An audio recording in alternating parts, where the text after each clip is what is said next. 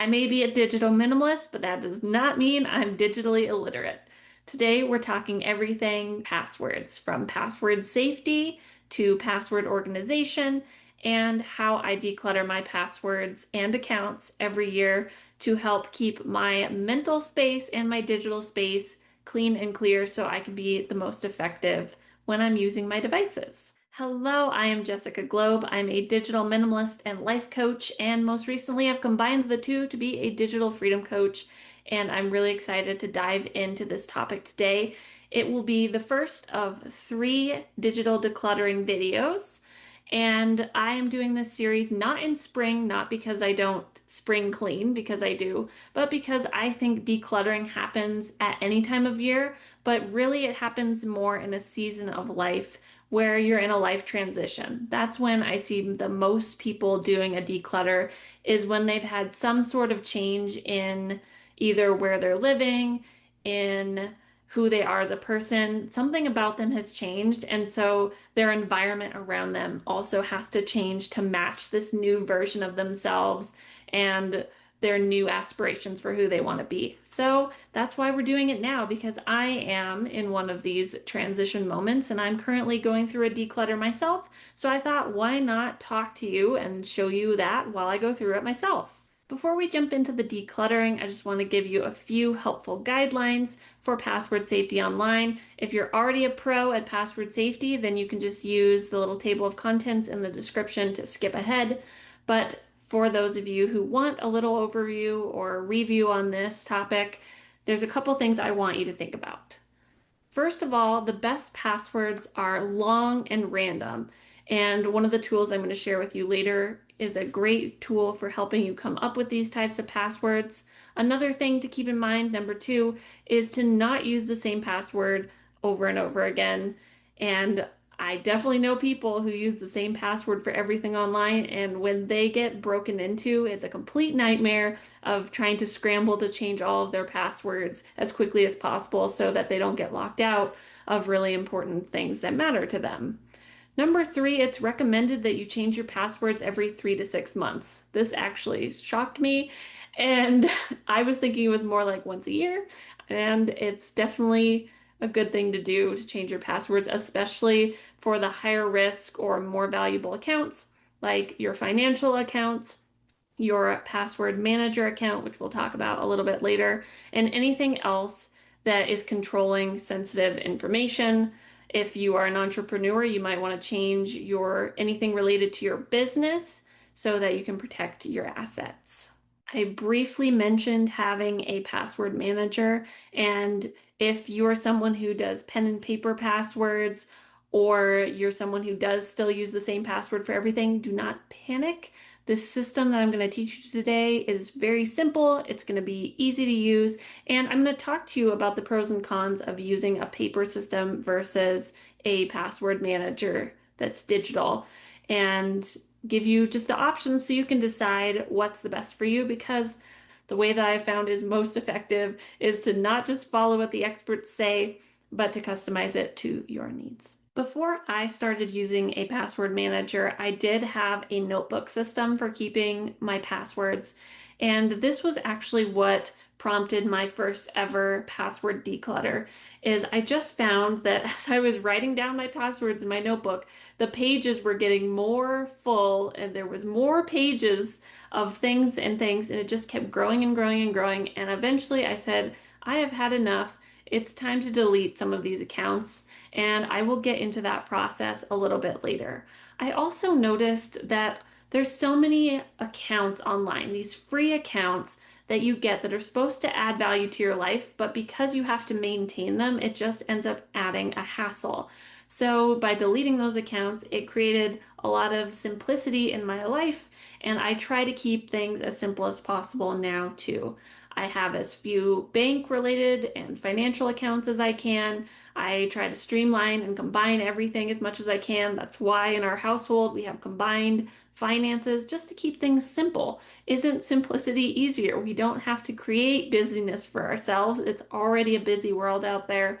Might as well trim down as much as we can.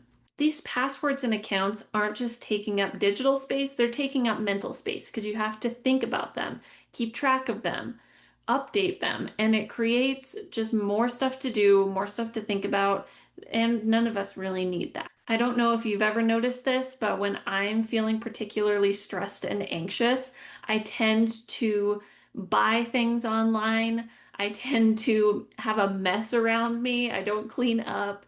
And I do this in the digital space too. Like I mentioned, I online shop, but I also sign up for free things.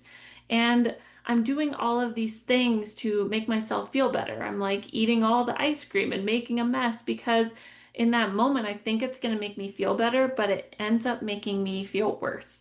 So by trimming back, by being more intentional, it really does help. Before we dive into the decluttering a bit more, I want to talk to you about the pros and cons of doing a paper system versus a password manager system. And I also have a couple things you can try in between if you don't want to use a password manager, which is totally fine. And then I'll go into my favorite password manager and why.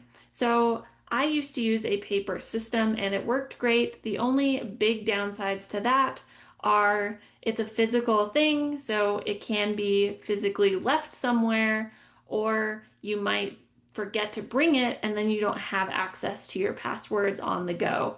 And for that reason, I ended up moving to the middle option, which was a cloud-based note system so that I would always have access to those passwords on the go. And this can be a pretty low-key way of doing it. If you like bury your passwords in a document, then people may not know to look for them. They might be harder to find. And that is one downside to using a password manager, where if someone knows you have a password manager or they just know how to hack into a password manager, they can steal all of your passwords at once, which is very frustrating.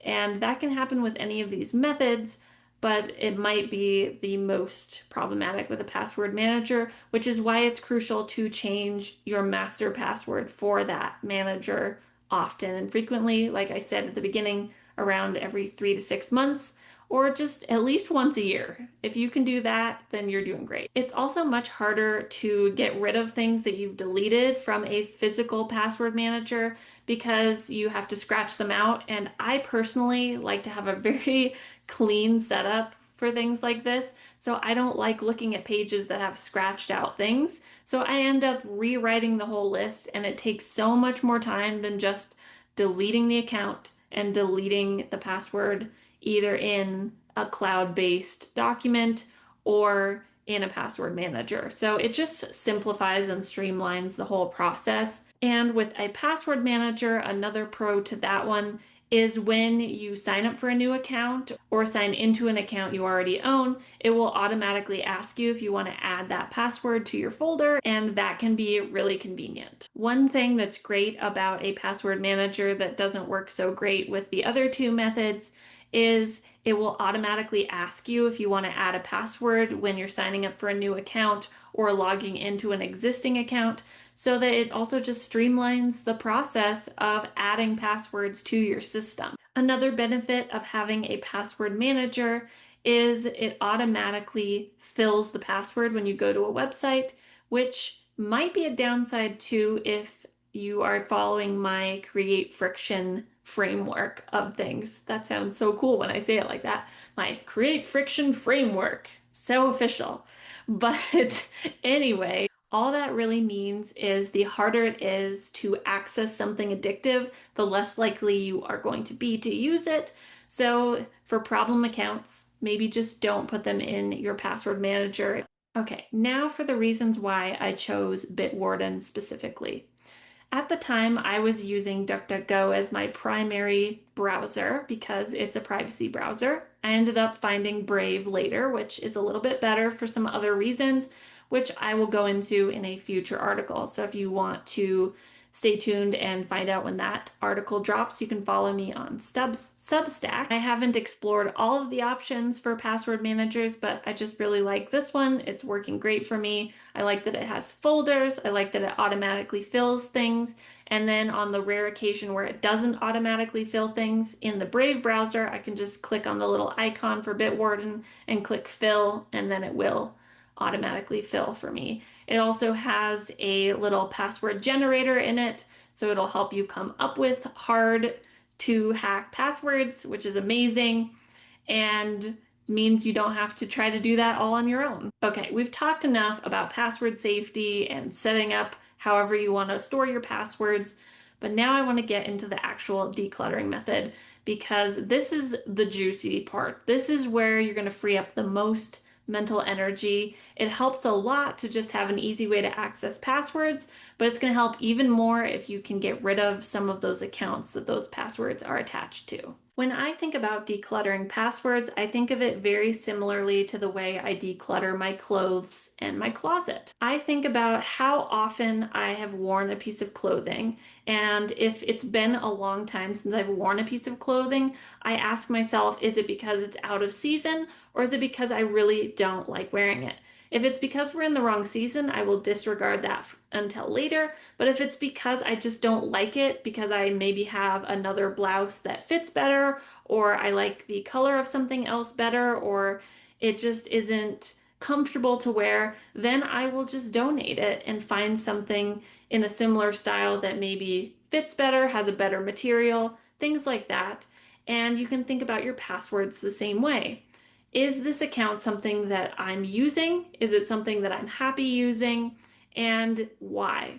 If I haven't used something in a while because I just haven't needed that feature, then I'll just disregard that until later.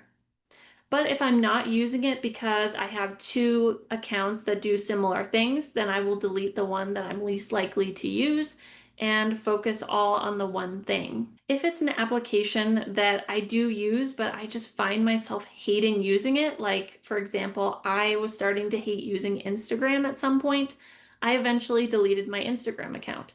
I'm not saying you have to go out and delete all your social media accounts if you don't want to, but you might consider it. There's also a thing that's happened a couple of times where I have liked a feature and an account, but when I actually went in to check on it, because it had been a couple years, I found that that account had been discontinued. So by deleting the password, I'm just clearing up space. And I realized that something that I thought I needed, I really didn't need because I didn't even know that it stopped existing. So just get curious with yourself and be playful with this process. You can even use a bit of the KonMari method and see if an account sparks joy for you. I also want to address the objection I hear a lot, which is, what if I need it someday? Now, if you need it someday, if it's a free account, you can easily just set it up again later.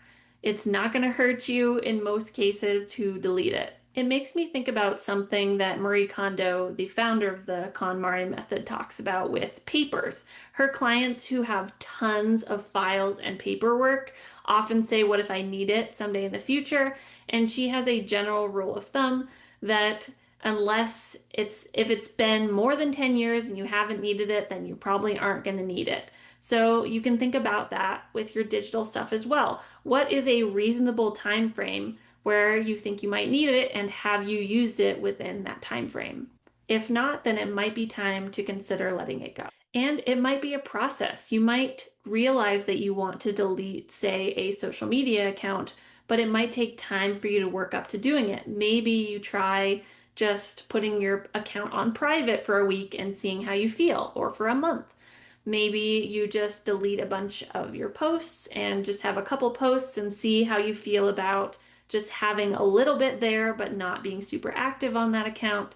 There's so many ways you can inch towards what you really want without having to go all nuclear on it. Now, this process might sound like a lot of work, but if you have the right system set up, it's actually quite easy to do, and you're going to feel a lot lighter and calmer because you won't have all of these gears going in the back of your head.